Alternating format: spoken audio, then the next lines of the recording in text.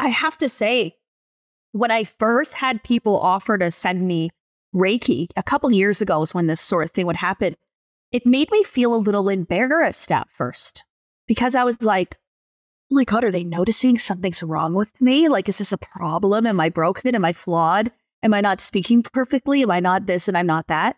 But what I've come to realize is that you must express yourself as who you are in that moment, in the way that you're feeling, the way that you're experiencing. And by being and expressing your true nature and true self, those that are there to support you, to guide you, to lead you, to help you will be there to do so. And so I've just allowed myself to be at a place where, yes, I'm open to receive any love, healing that you desire to send me. And I'm not going to feel any type of way about it. I'm just going to be open to receiving it. So thank you for sending me love and sending me Reiki healing energy and all the beautiful things. I will say that I'm having a major, major elevation. I have never experienced highs as high as this in the past 4 years. I am experiencing the fifth dimension in a very profound way, and it is so good, and it is so beautiful. And when I'm here with you all, it's like, oh, wow, just, But what is happening is when I'm not, and I go through the course of the day, I'm starting to come back down, and the coming back down feels uncomfortable. So it's great that I'm experiencing these highest levels of elevation ever. I am meant to, I'm supposed to, but it's up to me to now navigate. How do I remain in the fifth dimension while still interacting, engaging, and experiencing the humanisms of so many others, right? And so this is my next level of growth. I'll go through these levels and you all will experience it, especially the longer you stay in my energy, the higher the levels we're going to go. Most people are operating in the third dimension, which means third dimensionally 3D world. They believe they are human, they are experiencing human things and circumstances and will react to those things. So when we are creating from reaction, so when we are creating from circumstance, we're thinking from circumstance, your outside 3D world is where you're at and where you remain. And then we can move up into the fourth dimension. Fourth dimensional thinking is imaginative. So this is where we start to imagine ourselves on a higher plane. This is where we start to imagine life being blissful and joyful and blah, blah, blah, blah, blah. And so we still will experience the difference between going between 3 and 4. So my first 2 years of this material, I went between 3 and 4. So I went from my imagination to the 3D world. Then you learn to bring things from the fourth dimension, your imagination, into the 3D physical world. That's manifestation. So I started to physically change and physically manifest experiences in my life from my imagination. Beautiful. But now I can do that like this. And now what happens is when you elevate up into the fifth dimension or a higher level of enlightenment, the highest frequency is enlightenment. And so when you elevate up into that level, your manifestations are crisp, they're clean, they're immediate. You don't need to navigate as much between 4 and 3. You can remain up in 5. 5 is also pure bliss, pure joy. Fears, worries, doubts are completely gone. You just feel your oneness and your connection. This is my experience. But to remain up in an enlightened state in the fifth dimension, but still wanting to impact the world and help elevate others requires me to not stay there, but to come through the levels. So come down to the fourth, come down to the third, go back up. And so this is what I'm learning now, and this is what I'm able to do it anyways. So we won't go too much into it because it is a higher level of understanding. But for those that are asking, that is what I am absolutely feeling. And it's really, really beautiful. Okay. So we talked about the 7 secrets. And so what's really, really beautiful about those states is that the most people stay in a state of becoming, right? So you have identified in your mind a version of yourself that you desire to be, and you identify yourself as someone that is becoming it. So I would like to be a morning person, but I'm still a night owl. So I still call myself a night owl. I would like to be a morning person. So I'm going to become a morning person. So I'm going to start setting my alarm every morning. I'm going to start identifying myself as a morning person instead of a night owl, whatever. So there's going to be some time in there where I haven't fully accepted the identity of being a morning person yet, but I start waking up in the mornings instead. And so that's the becoming. But the moment that I am conscious of being a morning person, I am no longer conscious of being a night owl. That is when I have shifted the consciousness from the old into the new. I have risen from the old into the new. I'm no longer in a state of becoming. I am now in a state of being. And the state of being doesn't have to be in our actions. It can simply be in our beliefs alone. It can be in our consciousness alone. So the mind will believe whatever you tell it. Okay? The mind will believe whatever you tell it. Even a lie will harden into fact. And what your mind believes to be true, you will express your life based on that truth, and you will be that truth. And it becomes true for you, even if it's not true. So when we talked about Jessica Whitney and the Delulu is a Salulu, and we have these cute little stickers now that say that. And it's funny, we joke about it, but it's true, because the fact of the matter is that we're going to create a delusion, right? And the only reason that it's a delusion right now is because we don't currently believe it to be true, right? We believe something else is true. So we're going to create a delusion that's not true, because we don't believe it. And it's going to be a delusion of grandeur. Okay, this is some of my mental health nursing language coming in. We used to say people that were diagnosed with schizophrenia of having delusions of grandeur. Now I'm like, heck yes. Like, this is exactly what I did. I created a delusion of grandeur that I was somebody that's going to change the world. I'm going to impact people. I'm going to help them elevate. You know what? I'm going to be living up in the Hollywood Hills one day. I'm going to be on TV. I'm going to have best-selling books. I'm going to be on the NASDAQ Times Square billboard. I'm going to do all these things. I created a delusion, right? And then what I did is I convinced myself it's a fact. And so guess what? The rest of the world responds. I watched the Shawn Mendes documentary, and it is so good. And he's Canadian. He grew up just right outside of where I grew up. And I love it so much because he was like 15 years old. All of the other kids were all playing sports and going to school and living these normal lives and creating these delusions of, you know, what do you want to be when you grow up? I'm going to be a fireman. I'm going to be a police officer. I'm going to be a lawyer. I'm going to be a cop, whatever. And he's writing down in his journal that he's going to be a pop star selling out the Rogers Center. And he did it. That's what the docuseries is about. He literally wrote it down, affirmed it, created a delusion for himself of who and what he was and will be. And he became it. So everything is created in our minds, but it is what you are conscious of being. That is what manifests in your physical world. So if you are forever in the becoming, you will never be. And so stop telling yourself that you're trying, you're working on it, you're becoming, you're expanding, you're growing. Use the language of I am. I am someone who does, has, is, and knows. Does, as, his, and knows. Right? So this is really an important distinction, because when people have taken past courses and programs, and especially with other people, I hear this all the time. I took another course. I took this course, even a course that I sold before through someone else. They'll come back and they'll be like, I already took that course, or I've learned about this and I've learned about that. And right away, when I start to talk to them about, okay, tell me how you changed. Tell me how you expanded. Tell me what was different, et cetera, I can tell they never became. They were always in the becoming. They remained in the becoming. So this is an opportunity if you're coming into this energy. My specialty, Diamond Academy's specialty, is in the embodiment, in the being, not the becoming. So this is really where we are different, where our support is different, and where what we do is so different. And it's even the way in which I lead this information. So I am not somebody that is over here teaching you something and then being something else. I can't even tell you how many people that I have met this year that teach what I teach, and I get into their energy and they're not living it. They are not. I feel it. I know it. I can tell by the words that they say.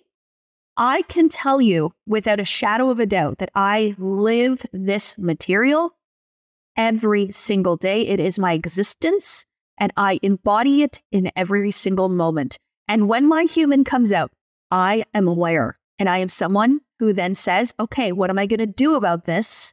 In what way am I going to address her? How am I going to give her grace? How am I going to help her to feel important and to feel powerful, but to not be the source of creation and to create from the soul's perspective instead of from the human perspective? So no matter where you are on this journey, you will learn how to do this in your own way. So that's my answer to expanding on to and through. So goals are an interesting language for me now. A goal is often something that we go after. It's often something that we set for ourselves that if we don't reach it, kind of feels some kind of way.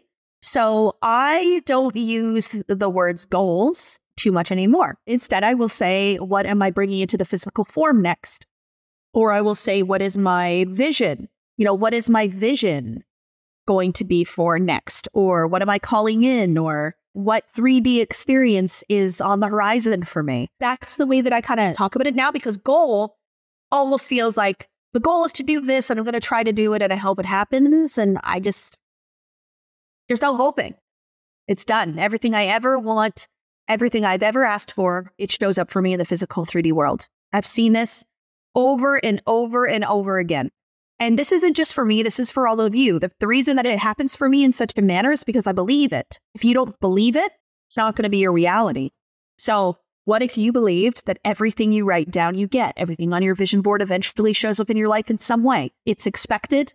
I'm going to assume it, and it is done. And so I just live my life in the beautiful, joyful anticipation of it. But what I would absolutely love, I will be very, very soon living in my mansion on the edge of the Pacific Coast Highway, probably Malibu Road or Malibu Colony Road. I will be living in Malibu in my beautiful home that I will custom design, all whites and creams and marble.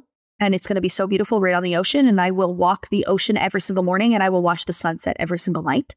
So that's something I'm calling in. I'm calling in that The Best of Yourself sells millions of copies. The Best of Yourself right here. We're going to be pre-sailing it soon. Comes out January 11th, 1/11. This book alone is going to change millions of lives. Millions of lives. I'm calling in being on the Kelly Clarkson show. I think she would love me. And I think that this message is perfect for the group of people that watch that show. Drew Barrymore show, Good Morning America, Today show, let's go. Anyways, so I'm going for it. There's two different energies that you can be in. And I will tell you right now, one energy will quantum leap you. It will throw you directly into a quantum leap. It will collapse time. And that is urgency. The other one that will slow you right down, hesitation. So if you are in my energy, I would highly encourage you to choose urgency and to not choose hesitation. So there is an end result. Okay. So there's an end result where your offers sell in the way that you want your offers to sell. There is an experience. There is a reality. You can call it a parallel reality. There's a version of you, whatever you want to say. But there is in existence a reality where you offer something to people and they buy it. And the number of people buy it that you would like to buy it. It's there. It's already done. So your job is to be a vibrational match to that reality. Okay? Be a vibrational match to that reality. You have to be confident. You have to believe. You have to be in a state of urgency. So you must be a vibrational match to the version of you that has sold out offers.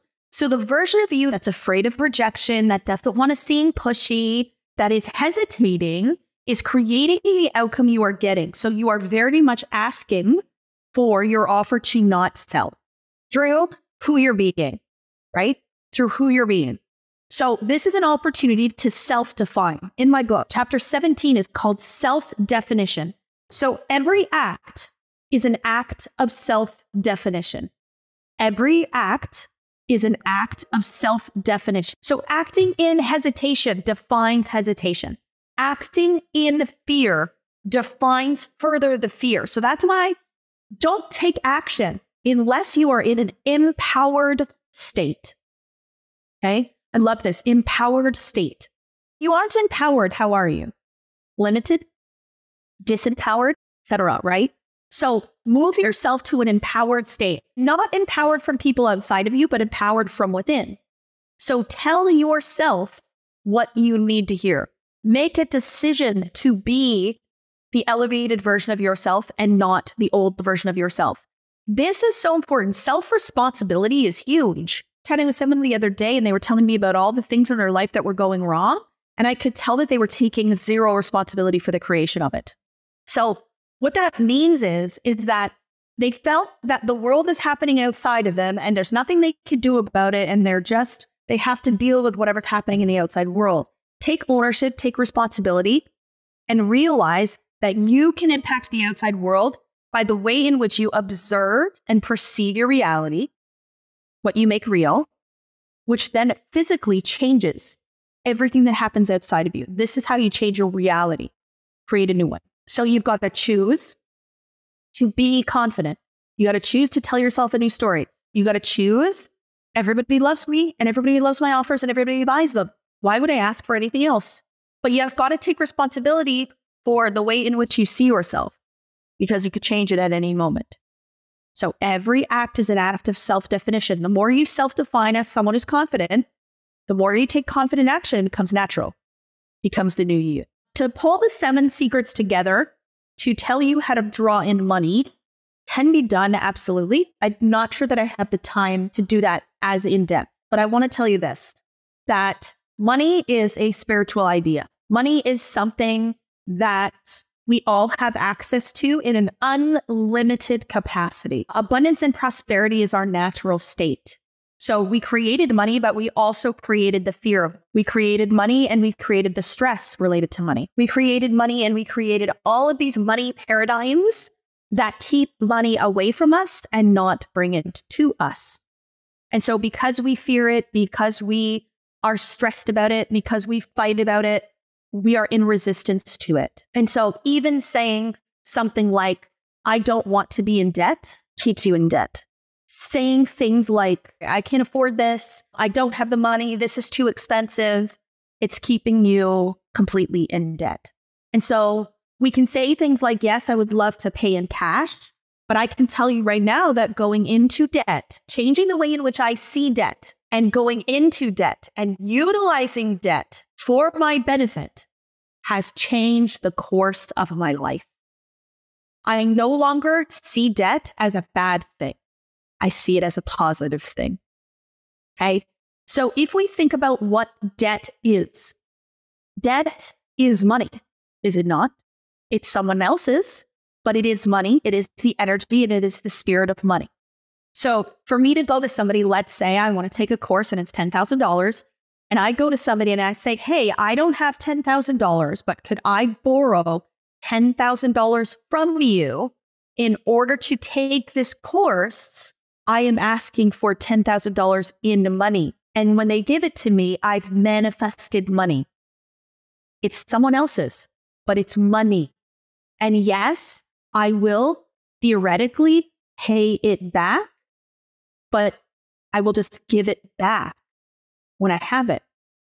If you knew that you were going to be able to pay it back, you would have no problem going into debt. The fear is not debt. The fear is the ability to pay debt back, which is a money paradigm, a money fear, a money belief that we have been taught. What if you just believed you're going to pay it back? What if you just believe that? What if you let it go, you have faith, and you believe you're going to pay it back? You would just do it. It's your fear of not being able to pay it back that is actually keeping you from using this money, this manifestation of money in the terms of someone else's. I would even take the word debt out of there. Call it temporary money. Call it money you got to pay back. Don't call it debt. Call it something else. But in the reality, we always have the capacity to pay it back, always. And we pay it back by our belief and our ability to pay it back. So for example, I was a high school kid who took out student loans to go to university. I had no idea what my job was going to be, what my career was going to be. My degree was literally undetermined. It wasn't like psychology, it wasn't sociology, it wasn't nursing, it wasn't specific. It was just a Bachelor of Arts, undecided. And I took out student loans upwards of 40 grand in tuition to go to university to get a university degree, because I was taught that a university degree is going to help me get a job, help me to make money, and help me to live the next 60 years in the work world, right? So I knew nothing about nothing. I just did it. I just went along and I just did it. I took out the loans, ended with a university degree, no job, no money, and 40K in debt. Went back and lived with my parents, We're fine doing that. Well, why do we do that with faith? Because we were taught that over our lifetime, we will get a job and we will pay it back. Well, just have the same belief here. That an investment in yourself is going to make you an elevated version of yourself. You're going to have empowered beliefs. You're going to move differently. You're going to be differently. You're going to attract differently. This pays you back like that. University degree took me till I was 40. Anyway, so just a little example of ways that you can observe debt differently. I wouldn't even say that I want to be debt free or that I want to pay off debt. I want to be so abundant and prosperous that people start giving me $1 million in loans. I want to go buy a $20 million property and mortgage the whole thing. Like, why? Why not? Why not use somebody else's money? Some of the richest people in the world do not use their own money for investments. They use other people's money for investments. Pay it back. So if you believe that you're going to make your money back within the first year of the investment, it is a wise investment. 100% wise investment. Because after year 1, year 2, year 3, year 4, year 5, you keep making your money back. It starts adding and adding and adding and adding and adding. But if you think you're going to double your investment in the first year, if you think you're going to triple your investment in the first year. So I started 4 years ago, $50,000 in debt and 20-something million dollars later. So if you ask me about going into debt, if you say, should I go into debt? Is it going to be beneficial? My experience is yes. And some of the richest people in the world will tell you that going into debt, using somebody else's money, temporary money you got to pay back, it has led them to where they are today. So it's not a bad thing. Let's switch it. So how do you draw the money to me? Simply ask for it. I don't care where the money comes from. I will have this money for this program. So who can I get it from? What can I sell? How many more products? How many courses can I sell? What can I do to move the energy? And what I always say too is just get the deposit in. Just get the deposit in. Get yourself in this material. I wouldn't know how it feels to have the job which has not manifested yet. How to emotionally feel it as it is not tangible. That belief does not serve you. I wouldn't know how it feels to have the job which hasn't manifested yet. Untrue. Why is it untrue? You do know. And you know how you know? In your imagination. We have a higher intellectual faculty called imagination. And imagination allows us to experience things that we are simply not observing. Okay? So I just want to debunk something right now. The world that you're seeing as true, it hasn't manifested yet. Okay? The world you're observing isn't real. It's just what you see. That's it. It's the observed world, not the real world. It's simply the observed world. It is a reality that you see, that you believe in, you react to, you then make it real. So it becomes the real world, most of us call it, right? So we want to see proof. We want to see evidence. We want to be supported to say that in order for me to make something real, I have to see it with my own eyes. Untrue. The real world is our imagination. Okay? So anything in our imagination is the real world.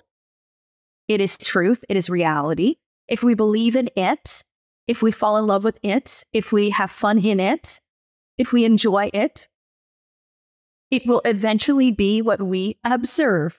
That's creation.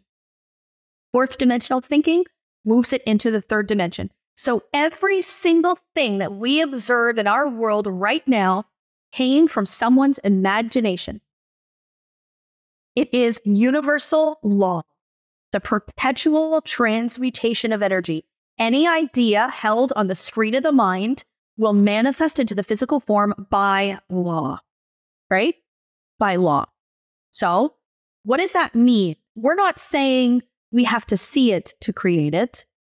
We have to imagine it to create it. So the job that you aren't observing yet, or that you physically don't go to every day yet in the 3D physical world, you're not observing it, but you can go experience it in your imagination.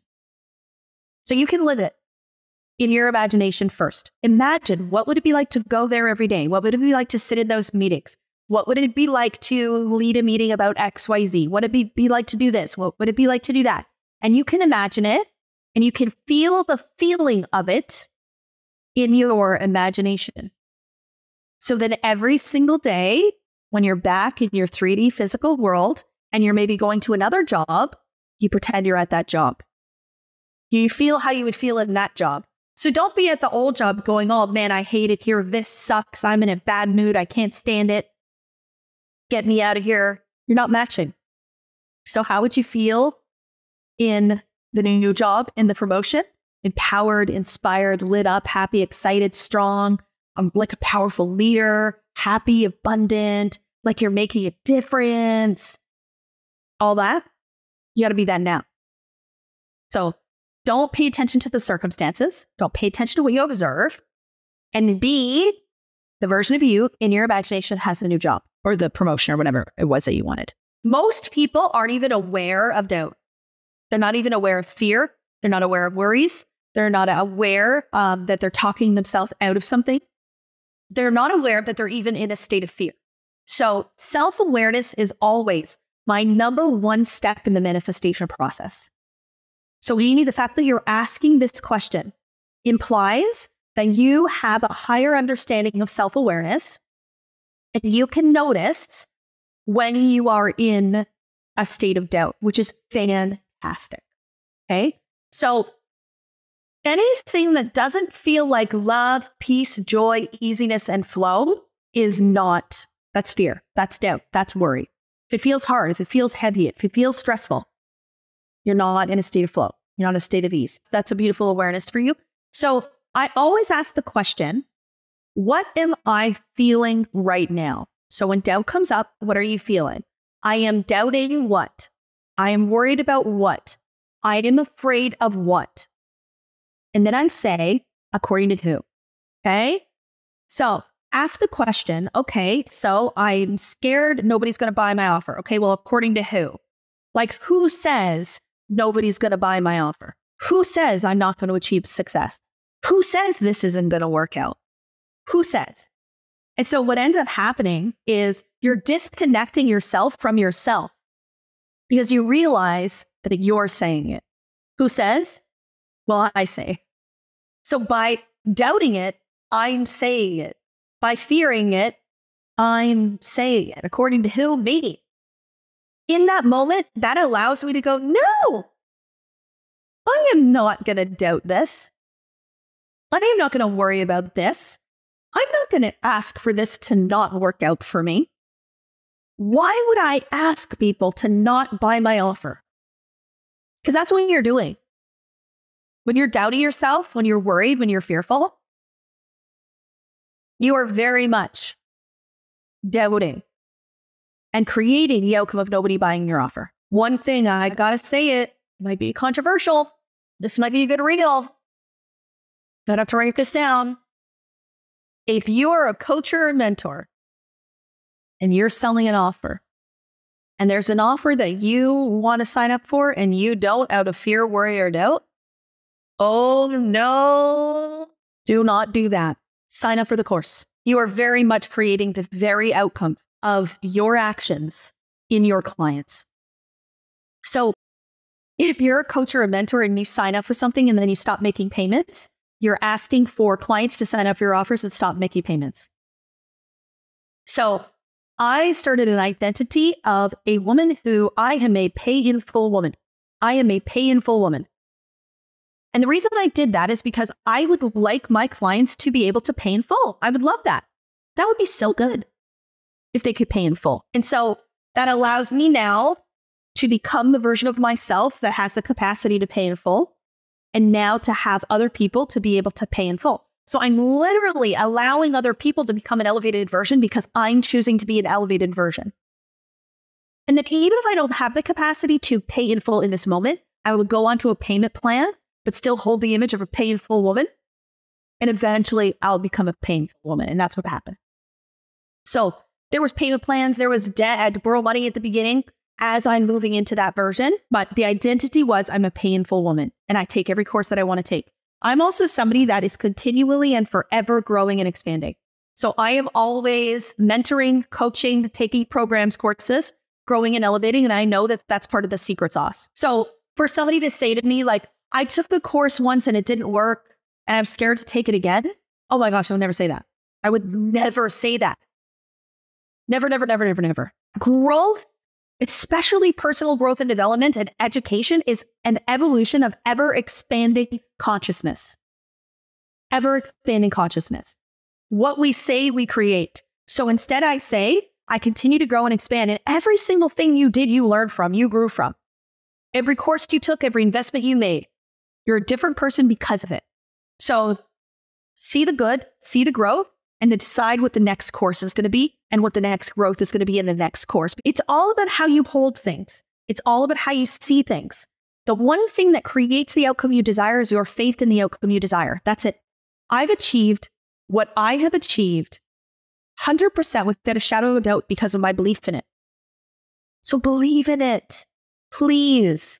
If you only knew that your belief creates the fact, you would just believe.